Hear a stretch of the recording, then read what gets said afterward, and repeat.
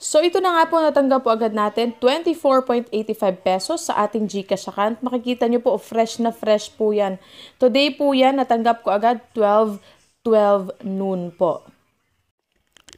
Hello mga ka-sharing! Welcome back po dito sa aking channel kung saan naghahanap po tayo ng iba't ibang paraan kung paano po kimita ng extra income online.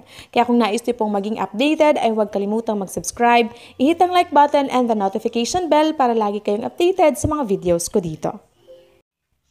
At nandito na nga po tayo sa mismong application and makikita nyo po sa cash out history, ayan.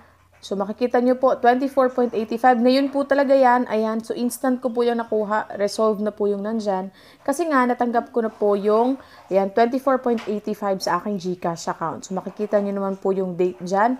Nag-coincide po yan. Ayan. So, ang application na pag-uusapan po natin ngayon ay ito po palang si GemMaster. So, matagal ko na po itong nagawa ng review.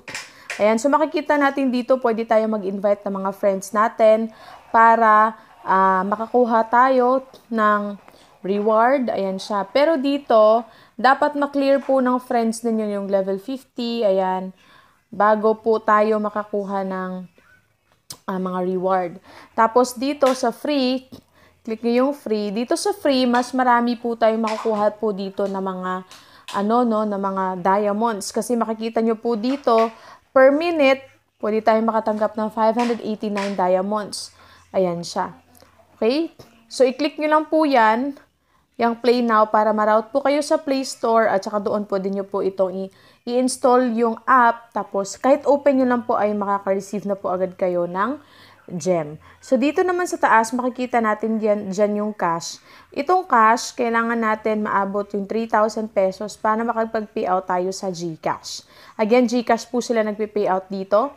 Tapos, dito yung gem, dyan, makakonvert po yan, 2 peso, makikita nyo dyan. Wala po ditong minimum na cash out. And kahit po piso ay pwede po tayong makapag-cash out. So, dito ang cash out method, GCash lang. Ilagay lang po natin yung ating GCash number. Yun lang yung need. Yun lang po yung ginawa ko. Tapos itong energy, ito yung energy para gamitin natin sa paglalaro.